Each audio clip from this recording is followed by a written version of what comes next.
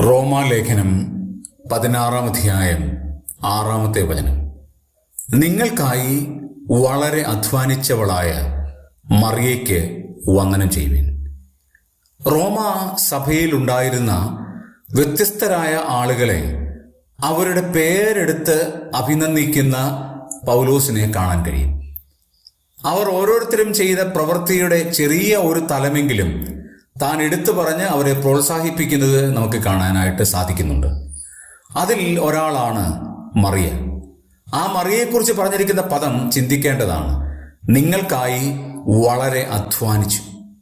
നാം നമുക്ക് വേണ്ടി എന്തെങ്കിലും ചെയ്താൽ അത് താൽക്കാലികമാണ്.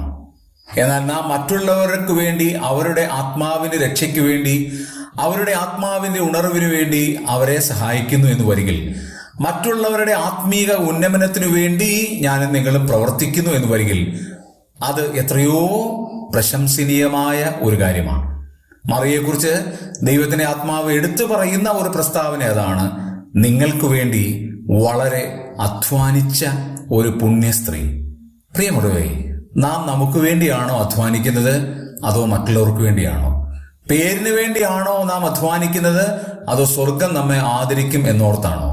ഇതാ, വളരെ അധ്വാനിച്ച മറിയെ പൗലോസ് പുകഴ്ത്തുകയാണ്.